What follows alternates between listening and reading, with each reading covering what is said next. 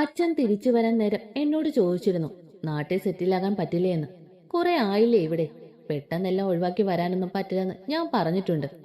മുത്തശ്ശന് മാത്രമല്ല, എല്ലാവർക്കും നല്ലോണം ആഗ്രഹമുണ്ട് നിങ്ങളൊക്കെ അടുത്ത് തന്നെ ഉണ്ടാവണമെന്ന്. അജുവിന്റെയും അപ്പുവിന്റെയും മാരേജ് കഴിഞ്ഞ് അവൾക്ക് ഇങ്ങോട്ട് വരുമ്പോ നല്ലോണം വിഷമാവും അല്ലേ ശിവ? വാസുവെങ്കിൽ പറഞ്ഞത് ശരിയാ, നാട്ടിൽ എവിടെയാണെങ്കിലും ഇടയ്ക്കെങ്കിലും എല്ലാവരെയും കാണാൻ പറ്റും. നന്ദേട്ടാ, നമുക്ക് നച്ചുവിന് മാരേജ് നോക്കുമ്പോ ഇവിടെ തന്നെയുള്ള ആരെങ്കിലും നോക്കിയാൽ മതി. എന്റെ നാൻസി, അവളെ കാണാതെ നമുക്ക് ആർക്കെങ്കിലും നിൽക്കാൻ പറ്റുമോ? സോ നമ്മുടെ കൂടെ നിൽക്കുന്ന ചെക്കനെ കൊണ്ട് മാത്രമേ ഞാൻ എന്റെ മോളെ കല്യാണം കഴിപ്പിക്കൂ. ഞങ്ങൾക്കും ഇതേ അഭിപ്രായമാണ് അല്ലേ വാസുവേട്ടാ? അജുവിനും ശിവയ്ക്കും നച്ചുവിനും ഇതൊക്കെ കേട്ടു ഒന്നും പറയാൻ പോലും കഴിഞ്ഞില്ല. തങ്ങൾ എന്തെങ്കിലും പറയുന്നതിന് മുൻപ് തന്നെ അതിനുള്ള മറുപടി പോലെയാണ് ഇതൊക്കെ അവർ പറഞ്ഞത് എന്നാണ് മൂന്നാൾക്കും തോന്നിയത്. ഇനി തങ്ങളുടെ ഇഷ്ടം എങ്ങനെ പറയും എന്നുള്ള ടെൻഷനിലായി നച്ചുവും ശിവയും. അല്ല, നിങ്ങൾ എല്ലാവരും കൂടി ഇപ്പൊ തന്നെ എന്റെ മാരേജ് നടത്തോ? ഞാൻ ഇങ്ങനെയൊക്കെ കുറച്ചു നാളുകൾ കൂടി അടിച്ചു പൊളിച്ച് ജീവിക്കട്ടെ, എന്നിട്ട് മതി ഈ ചർച്ചകളൊക്കെ. നിനക്ക് ആരെങ്കിലും പ്രേമിക്കാൻ തോന്നുന്നുണ്ടെങ്കിൽ നീ പ്രേമിച്ചോ, പക്ഷെ ഞങ്ങളിപ്പോ പറഞ്ഞത് എപ്പോഴും ഓർമ്മയിലുണ്ടായാൽ മതി. പപ്പയുടെ ഒക്കെ സംസാരം കേട്ട് വിഷമിച്ച് നിൽക്കുന്ന തന്റെ ദേവേട്ടനൊരു ആശ്വാസമാവട്ടെ എന്ന് കരുതിയാണ് ഒരു തമാശ പോലെ എന്തൊക്കെയോ പറഞ്ഞത്. എന്നാൽ അത് ആശ്വാസത്തിന് പകരം കൂടുതൽ വിഷമം ഉണ്ടാവുകയാണ് ചെയ്തത് എന്ന് ശിവയുടെ മുഖം കണ്ടപ്പോൾ തന്നെ മനസ്സിലായി. എന്റെ കല്യാണം ആലോചിക്കാനൊക്കെ കുറെ സമയമുണ്ട്. ഇപ്പൊ തൽക്കാലം നമുക്ക് നൈറ്റ് എന്ത് ഫുഡ് ഉണ്ടാക്കാന്ന് ആലോചിക്കാം. ശിവ ആദ്യമായിട്ടല്ലേ നമ്മുടെ ഇവിടെ വരുന്നത്, എന്നിട്ട് ഇങ്ങനെയാണോ മമ്മയോ അമ്മയോ ഒക്കെ ട്രീറ്റ് ചെയ്യുന്നത്? അത് മോൾ പറഞ്ഞ് ശരിയാണല്ലേ സീതേ? എങ്കിൽ നമുക്ക് ഇന്ന് എല്ലാവർക്കും കൂടി പുറത്തുനിന്ന് ഫുഡൊക്കെ കഴിച്ച് കുറച്ച് കറങ്ങിയിട്ടൊക്കെ വരാം. നാളെ നമുക്കൊന്ന് ഹോസ്പിറ്റലിൽ നിന്ന് ലീവാക്കാനൊന്നും പറ്റില്ലല്ലോ. സോ നൈറ്റ് മാത്രമേ ശിവയുടെ കൂടെ എല്ലായിടത്തും പോകാൻ പറ്റൂ. ശിവ എത്ര ഡേയ്സ് ഉണ്ടാകും ഇവിടെ? ഞാനൊരു 1 വീക്ക് ഉണ്ടാകും. എങ്കിൽ നച്ചു അജു കുറച്ച് ഡേയ്സ് ലീവാക്കി ശിവ ഇവിടെ എല്ലായിടത്തും ഒന്ന് കറങ്ങാനൊക്കെ കൊണ്ടുപോകും. നമുക്കും ഇടയ്ക്കൊക്കെ നൈറ്റ് പോവാം. താങ്ക് യു പപ്പ എന്നും പറഞ്ഞ് നച്ചു നന്ദനെ കെട്ടിപ്പിടിച്ച് ഉമ്മ വെച്ചു. ഇന്ന് കണ്ടപ്പോൾ ശിവയ്ക്ക് താൻ വന്നപ്പോഴുള്ള നച്ചുവിന്റെ തന്നോടുള്ള പെരുമാറ്റമാണ് ഓർമ്മ വന്നത്. ആ ഓർമ്മയിൽ അവനൊന്ന് ചിരിച്ചു. ജസ്റ്റ് ശിവയെ ഒന്ന് നോക്കിയ നച്ചു അത് നല്ലോണം കണ്ടു. അവൾക്കും മനസ്സിലായി അവന്റെ ചിരിയുടെ കാരണം. അവന്റെ ചിരിച്ച മുഖം കണ്ടപ്പോൾ തന്നെ നച്ചുവിനെ കുറിച്ച് ആശ്വാസം തോന്നി. പെട്ടെന്ന് തന്നെ എല്ലാവരും റെഡിയാകാൻ പോയി. നച്ചു വേഗം തന്നെ ഒരു നീ ലെങ്ത് ഫ്രോക്കും സ്നീക്കേഴ്സും ഇട്ട് ഒരു കുഞ്ഞു ബാഗും എടുത്ത് ശിവയുടെ റൂമിലേക്ക് വന്നു. എങ്ങനെയുണ്ട് ദേവേട്ട ഈ ഡ്രസ് ഇട്ട് എന്നെ കാണാൻ? ദേവേട്ടന്റെ നച്ചുക്കുട്ടി എന്തിട്ടാലും സുന്ദരിയല്ലേ? What is the purpose of pricing so much? ഇതാണ് എന്ത് പറഞ്ഞാലും സംശയമാണ്. നീ നാട്ടിലെ പെൺകുട്ടികളെയൊക്കെ കഷ്ടമാണല്ലോ. അതിന് നാട്ടിലേത് പെൺകുട്ടിയോടാണ് ദേവേട്ട ഇതിനു മുമ്പ് ഇങ്ങനെയൊക്കെ പറഞ്ഞത്? നച്ചു, നീ ഒരുമാതിരി സംശയ രോഗി പോലെ എന്നോട് സംസാരിക്കല്ലേ. ഞാൻ ഓൾറെഡി പറഞ്ഞതാണല്ലോ നിന്നോട്, you are my first love. ഇതിനു മുമ്പ് ഫ്രണ്ട്സ് അല്ലാത്ത പെൺകുട്ടികളോട് ഞാൻ സംസാരിക്കാറ് പോലും ഇല്ലായിരുന്നു. എന്നിട്ടാണ് ഇനി ഫ്ലേർട്ട് ചെയ്യുന്നത്. എങ്ങനെയായാൽ നിന്നെ പേടിച്ച് എനിക്ക് ആരോട് സംസാരിക്കാൻ പോലും പറ്റില്ലല്ലോ. ചെറിയൊരു പേടിയൊക്കെ ഉള്ളത് നല്ലതാണല്ലോ. അതൊക്കെ മോൾ എന്റെ കെട്ടിയോളായിട്ട് പേടിപ്പിച്ചാൽ മതി. ഇനി നീ എന്റെ കെട്ടിയോളാകുന്ന കാര്യമൊക്കെ നടക്കാൻ കുറച്ച് കഷ്ടപ്പാടാണല്ലോ നച്ചു. അപ്പൊക്കെ പറഞ്ഞത് കേട്ട് ദേവേട്ടന് വിഷമമായി അല്ലേ? ഇല്ലെന്ന് പറഞ്ഞാൽ കള്ളാകും. എന്നാലും അവരുടെ ഭാഗത്തു നിന്ന് നോക്കുമ്പോ പറഞ്ഞതൊക്കെ ശരിയല്ലേ? നിന്നെ പിരിഞ്ഞു നിൽക്കാനൊന്നും ഇവിടെ ആർക്കും പറ്റില്ലെന്ന് എനിക്ക് ആദ്യമേ മനസ്സിലായതാണ്. ഇവരുടെയൊക്കെ ചെല്ലക്കുട്ടിയല്ലേ എന്റെ ഈ പെണ്ണ്. അവരുടെയൊക്കെ അടുത്ത് നിന്ന് നിന്നെ എന്റേത് മാത്രമാക്കി ഞാൻ കൊണ്ടുപോയാൽ നീ ഒരിക്കലും ഹാപ്പി ആയിരിക്കില്ലെന്ന് എനിക്ക് നല്ലോണം അറിയാം. സോ ഞാൻ ഒരിക്കലും അങ്ങനെ ചെയ്യില്ല. എന്തേലും ഒരു വഴി ദിവസവും വിളക്ക് വെക്കുന്ന നാഗത്തമ്മ കാണിച്ചു തരാതെ ഇരിക്കില്ല. നമുക്ക് എല്ലാവരുടെയും സമൂഹത്തോടെ ഒന്നിച്ച് ജീവിക്കാൻ കഴിയും എന്ന അവരുടെ കൂടെ അനുഗ്രഹമല്ലേ. ഇവിടെ നിന്ന് ഞാൻ നാട്ടിലേക്ക് പോകുന്നതിന് മുമ്പ് എന്തായാലും മാമയോടൊക്കെ നമ്മുടെ കാര്യം പറയാം. ഇനി എല്ലാവരോടും മറച്ചു വെക്കുമ്പോൾ എന്തോ എല്ലാവരോടും തെറ്റ് ചെയ്യുന്ന പോലെ ഒരു തോന്നലാണ്. എല്ലാവരും എന്തായാലും സമ്മതിക്കുമെന്ന് എനിക്ക് വിശ്വാസമുണ്ട്. ബാക്കിയൊക്കെ എല്ലാരും കൂടി എന്തെങ്കിലും ആലോചിച്ച് ചെയ്യാം. നമ്മുടെ ആഗ്രഹം പോലെ എല്ലാം നടക്കുമെന്ന് എനിക്കും അറിയാം. ഇപ്പൊ അതൊക്കെ വിട്ട് ദേവേട്ടൻ പെട്ടെന്ന് റെഡിയാവാൻ നോക്ക്. എല്ലാവരും താഴെ വെയിറ്റ് ചെയ്യുന്നുണ്ടാകും. ഞാൻ താഴേക്ക് പോവാം, അങ്ങോട്ട് വന്നാ മതി. എല്ലാവരും കൂടി മാളിലൊക്കെ കുറച്ച് കറങ്ങി അവിടെ നിന്ന് തന്നെ ഫുഡൊക്കെ കഴിച്ചു. നമുക്കൊന്ന് ബീച്ചിൽ പോയാലോ പപ്പേ? എന്റെ നച്ചു, നിനക്ക് അവിടെ പോയി മടുക്കുന്നൊന്നും ഇല്ലേ? അതൊന്നും മമ്മയ്ക്ക് മനസ്സിലാവില്ല. എനിക്കെന്തോ കടൽ കാണാൻ ഭയങ്കര ഇഷ്ടമാണ്. നച്ചുവിന്റെ നിർബന്ധം കാരണം എല്ലാവരും കൂടി നേരെ ബീച്ചിലേക്ക് പോയി. അവിടെ എത്തിയതും അജുവും നച്ചുവും കടലിൽ ഇറങ്ങി കളിക്കാൻ തുടങ്ങി. ശിവ അതൊക്കെ നോക്കി ഒരു ചിരിയോടെ മറ്റുള്ളവരുടെ കൂടെ നിന്നു. ശിവ അവരുടെ കൂടെ പോകുന്നില്ലേ? കുറച്ചു കഴിഞ്ഞ് പോവാം മാമ, നമുക്കിവിടെ ഇരിക്കാം. അവരൊക്കെ അവിടെ നിന്നിരുന്നു. നാട്ടിലെയും ഇവിടത്തെയും ഒക്കെ വിശേഷങ്ങളൊക്കെ പറഞ്ഞു. നച്ചു, ശിവയ്ക്ക് പപ്പയൊക്കെ പറഞ്ഞത് കേട്ട് വിഷമമായെന്ന് തോന്നുന്നു അല്ലേ? അതൊന്നും സാരമില്ലെന്നാ പറഞ്ഞത്. അവരുടെ ഭാഗത്തുനിന്നും ചിന്തിച്ച അത് ശരിയല്ലേ എന്നാ ദേവേട്ടൻ പറയുന്നത്. ശിവ ഒരിക്കലും ഞങ്ങൾക്കിടയിൽ നിന്നും നിന്നെ പിരിച്ചുകൊണ്ട് പോവില്ല എന്ന് എനിക്കറിയാൻ Nachu. He's very good girl.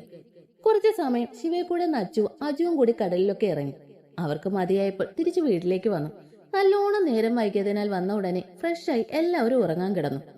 എന്തായാലും ഹോസ്പിറ്റലിൽ ഒന്നും പോകുന്നില്ലല്ലോ, എങ്കിൽ കുറച്ചു കഴിഞ്ഞ് എഴുന്നേക്കാം. ദേവേട്ട എഴുന്നേറ്റിട്ടുണ്ടാകൂ, ഒന്ന് പോയി നോക്കിയാലോ. രാവിലെ തിരക്കായതുകൊണ്ട് പപ്പയും അമ്മയും എന്തായാലും ഇങ്ങോട്ടൊന്നും വരാൻ ചാൻസ് ഇല്ല. ഫുഡൊക്കെ ഉണ്ടാക്കി വെക്കും, എല്ലാം എടുത്ത് ശിവയ്ക്ക് കൊടുത്തോളണം എന്നാണ് മമ്മ ഇന്നലെ പറഞ്ഞിരിക്കുന്നത്. മമ്മയ്ക്ക് എന്റെ സ്വഭാവം നല്ലോണം അറിയുന്നത് കൊണ്ട് തന്നെ ഇനി ഹോസ്പിറ്റലിൽ എത്തിയാൽ സമയം കിട്ടുമ്പോൾ എല്ലാം വിളിച്ചുകൊണ്ടിരിക്കും. മെല്ലെ എണീറ്റ് ശിവയുടെ മുറിയുടെ മുന്നിൽ പോയി നിന്നു. ഡോറെ മുട്ടി നോക്കണോ, ലോക്ക് ചെയ്തിട്ടുണ്ടാകോ എന്നുള്ള കൺഫ്യൂഷനിലായി. അവിടെ കുറച്ചു നേരം വെറുതെ നിന്നു. മെല്ലെ ലോക്കൊന്ന് അമർത്തി നോക്കുമ്പോൾ ഡോർ തുറന്നു വന്നത് കണ്ട് അവൾ വേഗം ഉള്ളിലേക്ക് കയറി ലോക്ക് ചെയ്തു. പപ്പ എങ്ങനെ ശിവയെ വിളിക്കാൻ വന്ന ലോക്ക് ചെയ്തത് കണ്ട് തിരിച്ചു പോകുമെന്ന് അവൾക്ക് തോന്നി. നല്ല തണുപ്പായത് കാരണം മൊത്തത്തിൽ മൂടിപ്പൊതിച്ചുറങ്ങുന്ന തന്നെ മാത്രം ദേവേട്ടനെ ഒന്ന് നോക്കി. താൻ വന്നതും ബെഡിലിരുന്നതും ഒന്നും അറിഞ്ഞിട്ടേയില്ല. മെല്ലെ പുതപ്പൊന്ന് നീക്കി അതിനുള്ളിലേക്ക് കയറി അവനെ നെഞ്ചോട് ചേർന്ന് കിടന്നു. കുറച്ച് ദിവസങ്ങൾ മാത്രമേ ഇങ്ങനെ തനിക്ക് അടുത്തുണ്ടാകൂ എന്നുള്ളത് അവൾക്ക് നല്ലോണം അറിയുന്നതിന് എപ്പോഴും അവന്റെ കൂടെ തന്നെ നിൽക്കണം എന്നാണ് തോന്നുന്നത്. നെഞ്ചിൽ നിന്ന് കുറച്ചുകൂടി മുകളിലേക്ക് കയറി അവൾ അവന്റെ മുഖത്തുകൂടെ തന്നെ വിരൽ കൊണ്ട് മെല്ലെ തഴുകി. ഡി, നീ രാവിലെ തന്നെ മനുഷ്യന്റെ കൺട്രോൾ കളയാനായിട്ടാണ് ഓരോന്നൊക്കെ കാണിക്കുന്നത്. എന്നിട്ട് ഞാൻ എന്തെങ്കിലും ചെയ്താൽ പിന്നെ എനിക്കായി കുറ്റം. അതിന് ഞാൻ ദേവേട്ടനെ ഇപ്പൊ ഒന്നും ചെയ്തില്ലല്ലോ. മോളുടെ കിടപ്പ് എങ്ങനെയാണെന്ന് നല്ലോണം ഒന്ന് നോക്ക്. ഞാൻ കണ്ണു തുറക്കുമ്പോൾ ആദ്യം എന്താണ് കണ്ടതെന്ന് പച്ച മലയാളത്തിൽ പറയണോ ഇനി?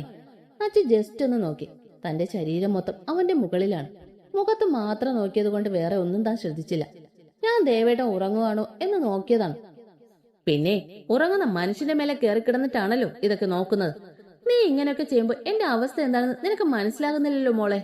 ഡി, ഞാൻ സത്യമായിട്ടും എന്തെങ്കിലും ചെയ്തു പോകും. അതിനാരാ ദേവേട്ടനോട് ഒന്നും ചെയ്യേണ്ടെന്ന് പറഞ്ഞത്? നച്ചു, നിനക്ക് രാവിലെ തന്നെ എന്തെങ്കിലും പറ്റിയോ? പിന്നല്ലാതെ, പാവം എന്റെ ദേവേട്ടൻ ഇവിടെ ഒറ്റയ്ക്ക് കിടക്കുന്നതല്ലേ, ഒന്ന് കൂട്ടുകിടക എന്ന് കരുതിയപ്പോൾ അതിന് കുറ്റം എനിക്കാണല്ലോ.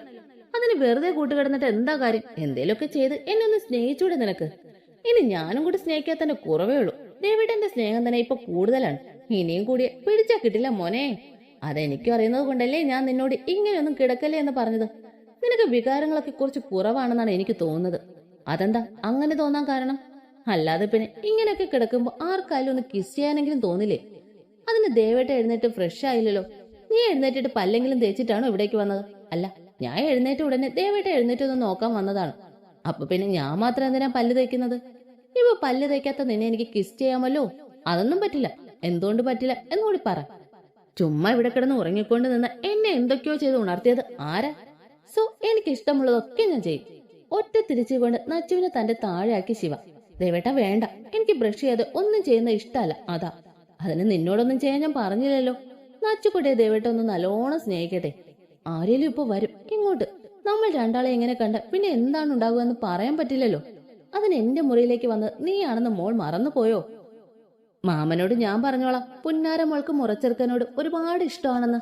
എന്നെ കാണാതിരിക്കാൻ പറ്റാത്തോണ്ട് നീ വിളിച്ചിട്ടാണ് ഞാൻ നാട്ടിൽ നിന്ന് ഇവിടെ വരെ വന്നതെന്നും കൂടി പറഞ്ഞ അപ്പൊ തന്നെ നമ്മുടെ കാര്യത്തിൽ ഒരു തീരുമാനമാകില്ലേ? പിന്നെ മോൾ മുറിയിലേക്ക് കയറിയപ്പോൾ തന്നെ ഡോർ ലോക്ക് ചെയ്ത് ഞാൻ കണ്ടായിരുന്നു. സോ അത് പറഞ്ഞ് എന്നെ പേടിപ്പിക്കാന്നുള്ള മോളുടെ ഐഡിയ വർക്കൗട്ട് ആയില്ല.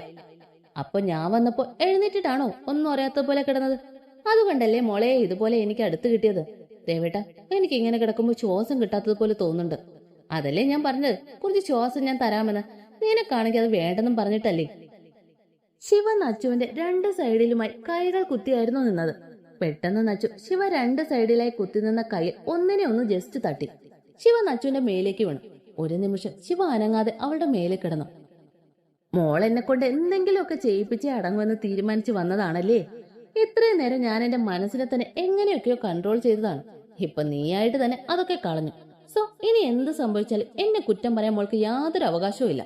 ശിവ സംസാരിച്ചുകൊണ്ട് നിൽക്കുമ്പോ തന്നെ നച്ചു കിടന്നെടുത്തൊന്നും ഒന്നുയർന്നവന്റെ ചുണ്ടി ശക്തിയായി കിസ് ചെയ്തു. മെല്ലെ പിന്മാറാൻ ഒരുങ്ങിയെങ്കിലും അതിനു മുമ്പ് തന്നെ ശിവ ആ ചുംബന ഏറ്റെടുത്തിരുന്നു. രണ്ടുപേരും പരസ്പരം ചുണ്ടുകളും നാവുകളും കൊണ്ട് മത്സരിച്ചു ചുംബിച്ചു. കിതച്ചുകൊണ്ട് നച്ചുവിന്റെ കഴുത്തിലേക്ക് ശിവ തന്റെ മുഖം ചേർത്തു. രണ്ടാളെ ശക്തിയായി ശ്വാസം എടുത്തു. നച്ചു, എനിക്ക് എന്തൊക്കെയോ ചെയ്യാൻ തോന്നുന്നുണ്ട് എന്ന് പറഞ്ഞ് അവൻ അവളുടെ കഴുത്തിലൊന്ന് കടിച്ചു അവിടെ ഒന്ന് ചുംബിച്ചു. അവളുടെ സ്ലീവ്ലെസ് ഡ്രസ് ആയതുകൊണ്ട് തന്നെ കഴുത്തൊക്കെ ഫുള്ളായിട്ട് ഓപ്പൺ ആയിരുന്നു. ശിവ അവിടെ ആകെ കടിച്ചു ചുംബിച്ചു അവളെ ഉണർത്തി. അവൾക്ക് ഇനിയും പിടിച്ചു നിൽക്കാൻ കഴിയില്ലെന്ന് തോന്നിയപ്പോൾ പെട്ടെന്ന് അവനെ കൈകൊണ്ട് തള്ളി മാറ്റാൻ നോക്കി. അവൻ അവളുടെ രണ്ട് കൈകളും അവന്റെ ഒരു കൈകൊണ്ട് മുകളിലേക്ക് ഉയർത്തിപ്പിടിച്ചു.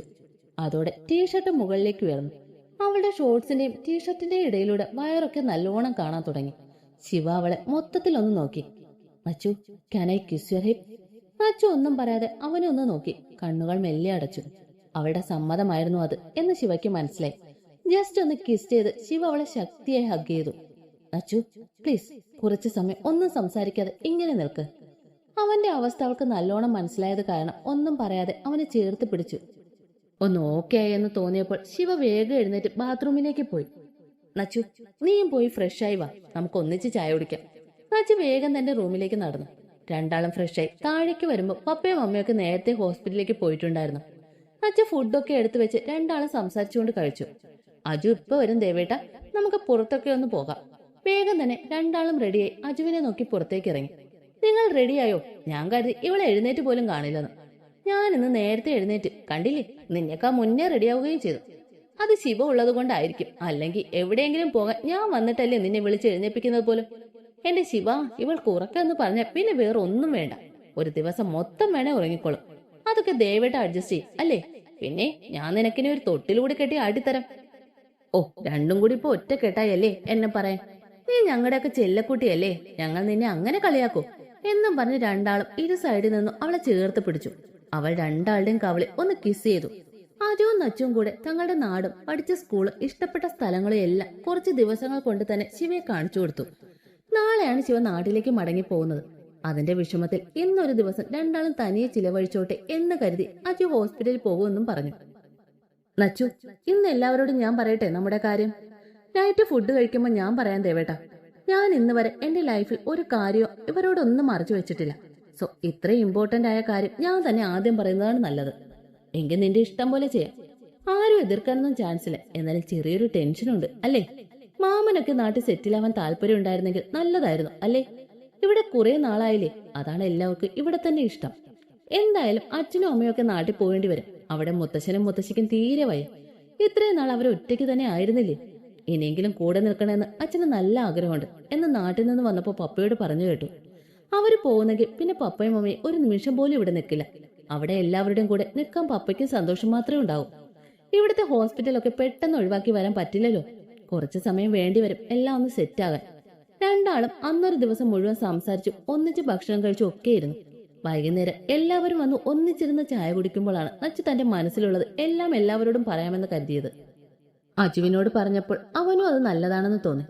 പപ്പ, അമ്മ, അച്ഛ, അമ്മ, എല്ലാവരോടുമായിട്ട് എനിക്കൊരു കാര്യം പറയാനുണ്ട്. ഞാൻ പറഞ്ഞു കഴിയുന്നത് വരെ ഒന്നും പറയരുത്. എന്റെ ലൈഫിലെ ഏറ്റവും വലിയ ആഗ്രഹമാണിത്. ഇതുവരെ ഞാൻ എന്താഗ്രഹിച്ചാലും നിങ്ങളെല്ലാം കൂടി അതൊക്കെ എന്റെ കൂടെ നിന്ന് സാധിപ്പിച്ചു തന്നിട്ടേ ഉള്ളൂ. ഇപ്പോഴും അങ്ങനെ തന്നെ ആവും എന്നാണ് എന്റെ പ്രതീക്ഷ. എന്താന്ന് വെച്ചു നിനക്ക് ഇത്രയും സീരിയസ് ആയിട്ട് പറയാനുള്ളത്? ഞാൻ പറയാം അമ്മ, തിരക്ക് കൂട്ടാതെ. എനിക്ക് ശിവയെ ഇഷ്ടമാണ്. എന്റെ കൂടെ ലൈഫ് ടൈം മുഴുവൻ ഒരു പാർട്ണറായി ശിവ ഉണ്ടാവണമെന്ന് എനിക്ക് ആഗ്രഹമുണ്ട്. നീ ഇത് എന്തൊക്കെയാണ് പറയുന്നത്?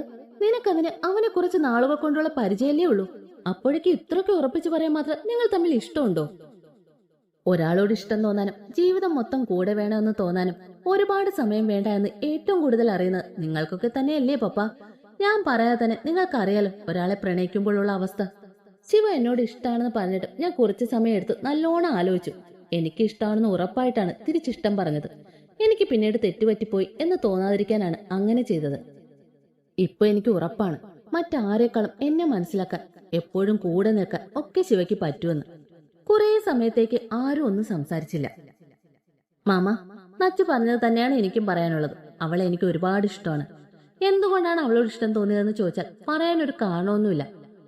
ആദ്യം നിങ്ങൾ നാട്ടിൽ വന്നപ്പോഴൊന്നും ഞങ്ങൾ തമ്മിൽ നേരെ കണ്ടാൽ പോലും സംസാരിക്കാറ് പോലും ഇല്ല എന്ന് എല്ലാവർക്കും അറിയാമല്ലോ. എന്തോ എനിക്ക് തന്നെ അറിയില്ല, അവളോട് ചെറുതായ ഒരു ഇഷ്ടം തോന്നി. ആദ്യമായിട്ടാണ് എനിക്കൊരാളോട് ഇങ്ങനെ ഒരു ഫീലിങ്സ്. അവളോട് പറയാതിരിക്കാം എന്നാണ് ഞാൻ ആദ്യം കരുതിയത്. കുറച്ച് ദിവസം കഴിഞ്ഞ നിങ്ങളൊക്കെ മടങ്ങി പോകുമ്പോൾ ഞാനും അവളെ മറക്കുമെന്ന് കരുതി. പക്ഷെ ദിവസങ്ങൾ കഴിയുന്തോറും അവളില്ലാതെ പറ്റില്ല എന്ന് ഉറപ്പായപ്പോൾ അവളോട് തുറന്നു പറഞ്ഞു. അവൾക്ക് എന്നോട് ഇഷ്ടം തോന്നുന്നവരെ എത്ര കാലം കഴിഞ്ഞിട്ടാണെങ്കിലും കാത്തിരിക്കുക എന്നാണ് ഞാൻ അവളോട് പറഞ്ഞത്. അല്ലാതെ ഞാൻ ഇഷ്ടം പറഞ്ഞ് അവളെ ശല്യം ചെയ്യുകയോ എന്നോട് തിരിച്ചിഷ്ടമാണെന്ന് പറയാൻ നിർബന്ധിക്കുകയോ ഒന്നും ചെയ്തിട്ടില്ല.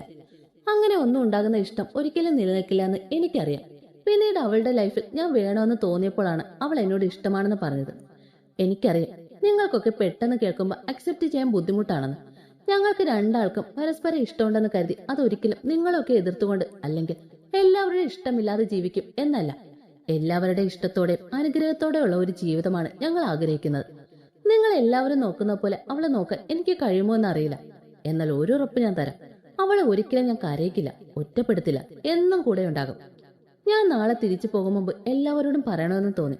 നിങ്ങളുടെ ഒക്കെ സമ്മതം കിട്ടുന്നത് വരെ എത്ര നാൾ വേണമെങ്കിലും കാത്തിരിക്കാൻ ഞങ്ങൾ തയ്യാറാണ്, അല്ലേ നച്ചു? ശിവ, നിങ്ങൾക്ക് രണ്ടാൾക്കും ഇത്രയും ഇഷ്ടമുണ്ടെങ്കിൽ, ഒന്നിച്ച് ജീവിക്കാൻ ആഗ്രഹിക്കുന്നുണ്ടെങ്കിൽ ഞങ്ങൾക്കൊക്കെ അതിൽ സന്തോഷം മാത്രമേ ഉള്ളൂ. നന്ദേട്ടൻ പറഞ്ഞു തന്നെ ഞങ്ങളുടെ എല്ലാവരുടെയും അഭിപ്രായം എന്നുള്ള മമ്മയുടെ സംസാരം കൂടി കേട്ട് നച്ചു ഓടിച്ചെന്ന് അവളുടെ പപ്പയെ കെട്ടിപ്പിടിച്ചു. എനിക്കറിയാം എന്റെ സന്തോഷം എന്താണോ, നിങ്ങളൊക്കെ എന്റെ കൂടെ നിൽക്കുമെന്ന്. ഇത്ര പെട്ടെന്ന് സമ്മതിക്കുമെന്നും കരുതിയില്ല.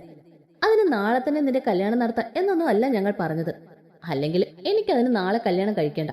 നമുക്ക് എല്ലാവർക്കും ഒന്നിച്ചു നിൽക്കാനുള്ള സാഹചര്യം ഉണ്ടാക്കുമ്പോൾ മാത്രമേ എന്റെ അജുന്റെ മാരേജിന് ഞങ്ങൾ സമ്മതിക്കൂ.